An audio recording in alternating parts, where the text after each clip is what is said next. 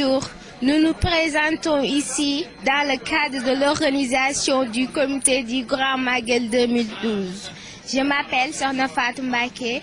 Nous sommes ici avec Sokhna Mame Diarra Mbacké, qui est l'épouse de Serigne Cheikh Thioro Mbacké ibn Serigne Cheikh Thioro Mbacké. Ça c'est Maguette Mbacké. Et moi, nous sommes les petites filles de Serigne Bara Mbacké ibn Khadimou Rassoul. Nous sommes ainsi. Maaleykum salaam. Et je peux demander ton nom? Oui. Gamou.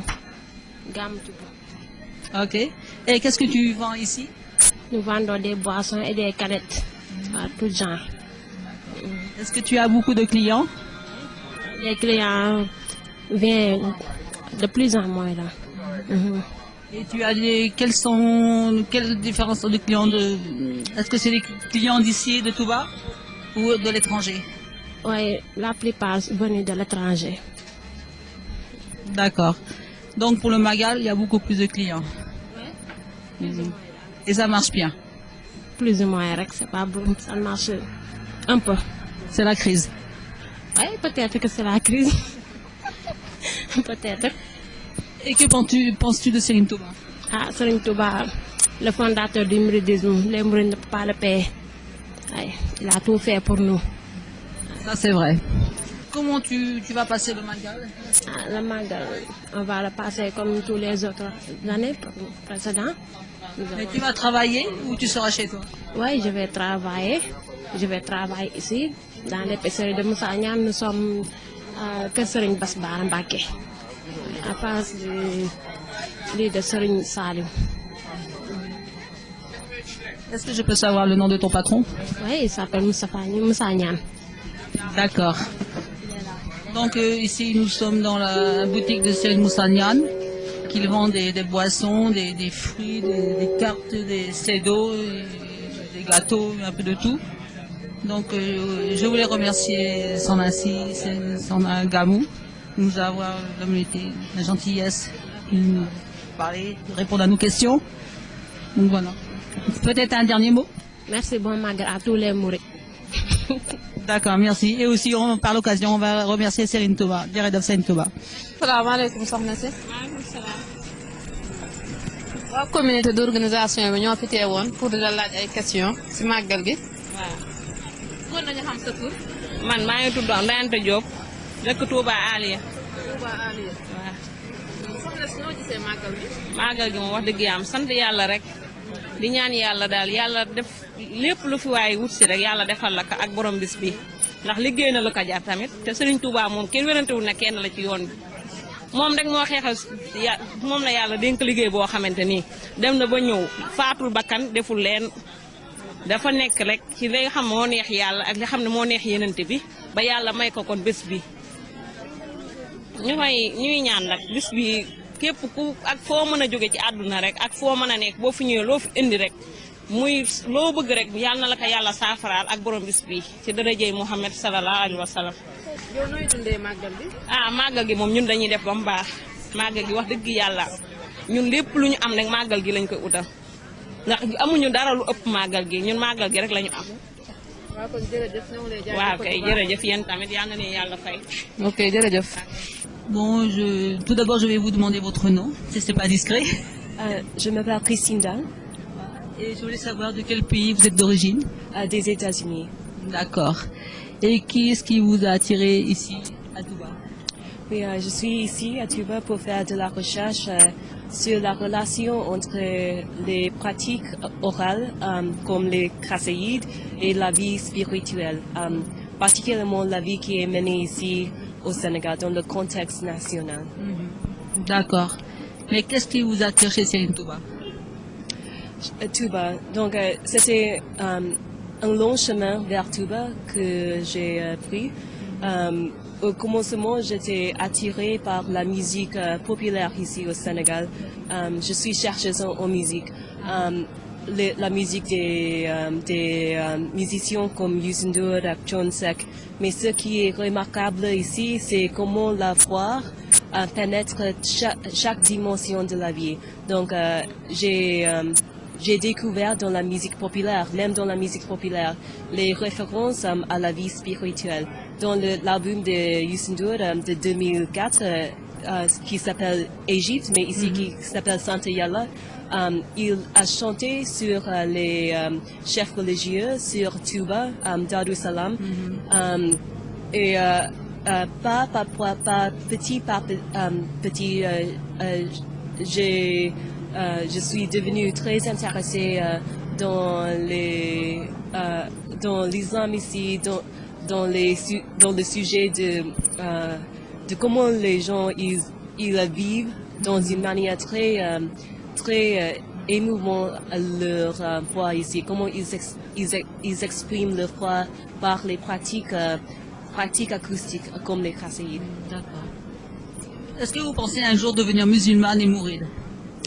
Bon, ça c'est une question qu'on me pose souvent ici. Moi, je suis chrétienne, je suis née chrétienne, je suis née au Vietnam, un autre pays qui a été colonisé par les Français. Et c'était vraiment la foi qui a sauvé ma famille. Donc mes parents, au début, ils étaient des bouddhistes, mais c'était la foi chrétienne qui les a sauvés. À mon avis, maintenant, c'est une question difficile, mais chaque jour que je suis ici au Sénégal, je commence à comprendre et aussi apprécier la religion musulmane de plus en plus. Mais la question de convertir, c'est une question très profonde et je ne sais pas ce que Dieu veut de moi, mais C'est Dieu qui décide. oui, c'est la décision de Dieu. Donc, oui. Donc, je suis très contente de parler avec vous et je vous souhaite beaucoup de courage dans vos recherches. Merci.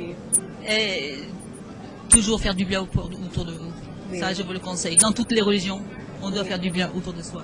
Oui, oui. Ok, Sœur Nassi, dire et aussi dire On peut démarrer ici.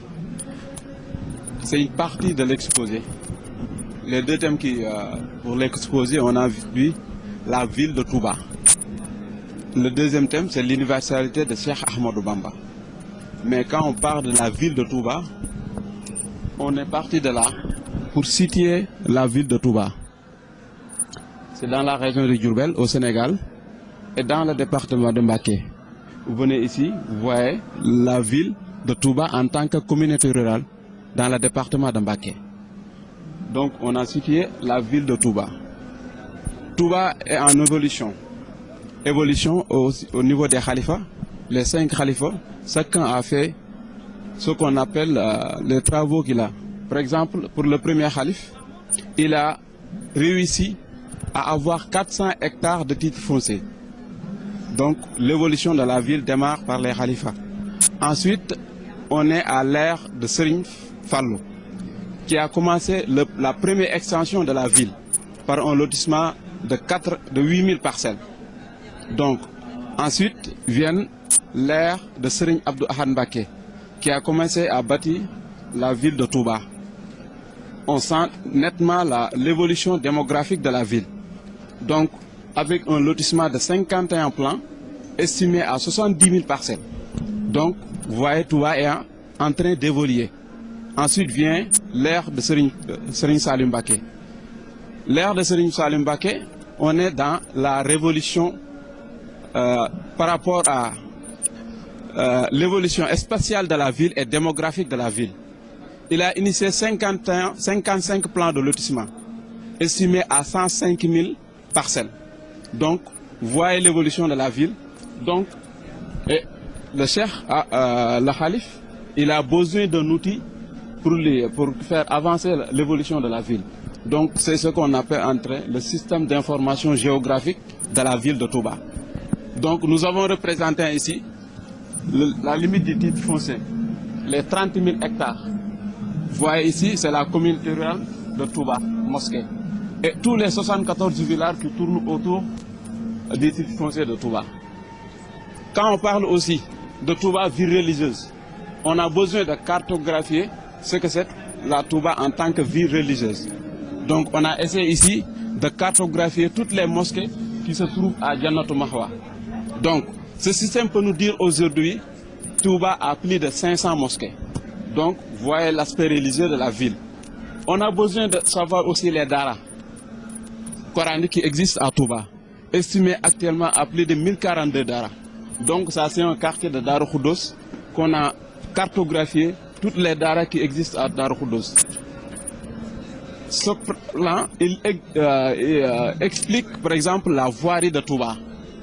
Le Serigne Saliou, quand il a initié les grands travaux, il avait besoin d'avoir le mètre linéaire de goudron à Touba. Quel quartier est goudronné, tel quartier n'est pas goudronné. Donc c'est pourquoi on a fait cette... Vous voyez ici la ville de Touba avec une photographie aérienne qui nous a permis de cartographier la ville de Touba. On peut identifier ici la mosquée, le cimetière, l'université, et tous les lieux de culte, les industries, l'éducation et le parcellaire. Vous voyez ici le découpage parcellaire comment est fait, du début du premier khalifa au dernier. Donc vous voyez tout tour au centre d'entrée qui est la grande mosquée de Touba. Donc la rocade est là, tout est bien logé. Touba en tant que ville moderne, en matière d'habitat, on peut l'illustrer ici. Donc bien comprendre pourquoi Touba est sélectionné parmi les villes les plus modernes. Voilà, il est là. Et les autres quartiers, les autres cartes, on explique ici les potentialités de la ville en hydrologie, géologie, et tout ça est illustré par toutes ces cartes qui sont là. Vers les années 75-76, l'année académique, c'était le daïra des étudiants mourides. Donc à l'origine, c'était des étudiants mourides. Ça a été créé à l'université de Dakar. Bon, ensuite, le mouvement s'est grandi et nous sommes sortis hors de l'université avec les élèves, le daïra des élèves mourides. Ensuite, avec les anciens étudiants mourides, parce que ceux qui étaient étudiants avec 3 ans, 4 ans, ou bien après le doctorat qui quittent l'université, alors ils ont formé une autre entité qui est la cellule de sympathisants des étudiants mourides. Ainsi de suite, donc on a fini par composer 3 bases, les élèves, les étudiants, les anciens étudiants. Et ensuite on a pris ceux qui n'ont même pas fait le banc, qui viennent nous rejoindre. Donc finalement nous avons un mouvement qui comporte tout le qui est social. Voilà. Je vous félicite beaucoup pour ce que vous faites. Vraiment, parce que moi depuis la France, j'ai appris beaucoup par Hizb ut-Tarqiyyah. Oui, bon, Hizb ut-Tarqiyyah est un mouvement du coup, qui est essentiellement culturel, qui travaille dans le domaine de l'enseignement, de l'éducation, de la culture, qui fait la promotion de l'éducation que Cheikh Ahmadou Bamba avait légué à ses disciples, avait dispensé à ses disciples et qui nous a donné en héritage. Donc ce sont cet enseignement-là que nous dispensons, que nous vulgarisons. C'est la pierre angulaire de notre œuvre. Bon, je vous remercie beaucoup et Djerejef à Hizb ut-Tarqiyyah, Djerejef.